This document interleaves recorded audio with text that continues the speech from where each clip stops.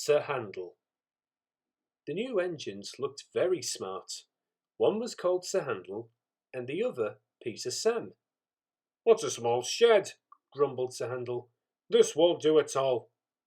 "I think it's nice," said Peter Sam. "Huh!" grunted Sir Handel. "What's that rubbish?" "Shh, shh," said Peter Sam.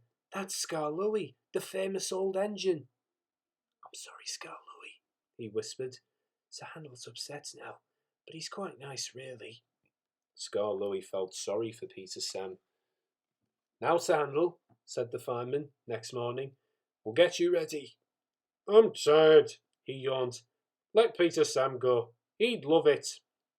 "No," said the fireman. "Owner's orders. You're first." "Oh, well," said Sir Handel sulkily. "I suppose I must."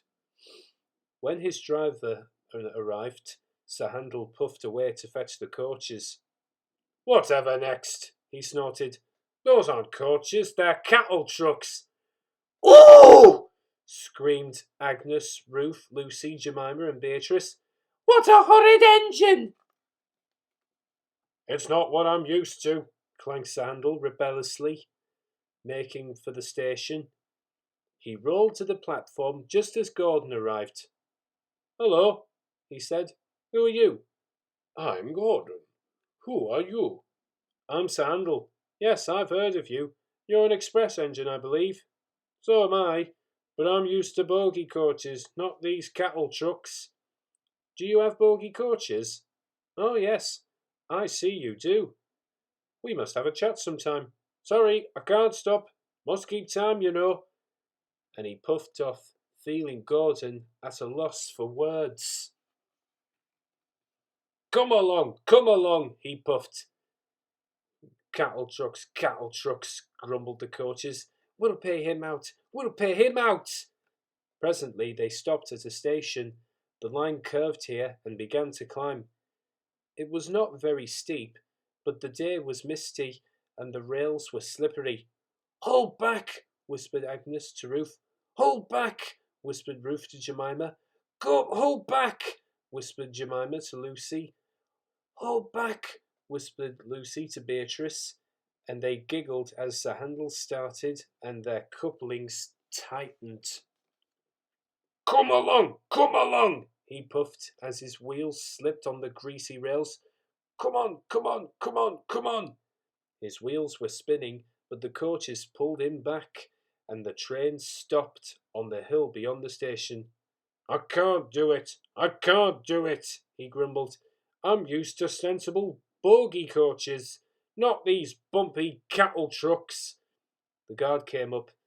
I think the coaches are up to something, he told the driver, so they decided to bring the train back down again to a level piece of line to give Sir Handel a good start. The guard helped the fireman put sand on the rails, and Sir Handel made a tremendous effort. The coaches tried hard to drag him back, but he soon puffed and pulled so hard that they were soon over the top and away on their journey. The Finn controller was seethed with Sir Handel that night. "You're a troublesome engine," he said. "You are rude, conceited, and much too big for your wheels. Next time I shall punish you severely." Sir Handel was impressed and behaved well for several days.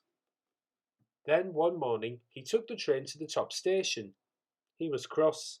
It was Peter Sam's turn, but the Finn controller had made him go instead. "We'll leave the coaches," said his driver, "and fetch some trucks from the quarry." "Trucks!" snorted Sir Handel. "Trucks!" "Yes," his driver repeated. "Trucks." Sir Handel jerked forward.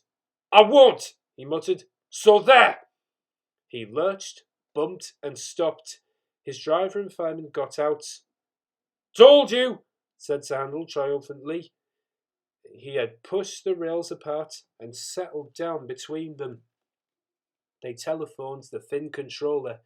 He came up at once with Peter Sam and brought some workmen in a truck.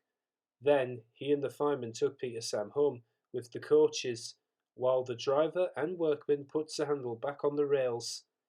Sir Handel did not feel feel so pleased with himself when he crawled home and found the thin controller waiting for him. "You're a very naughty engine," he said sternly.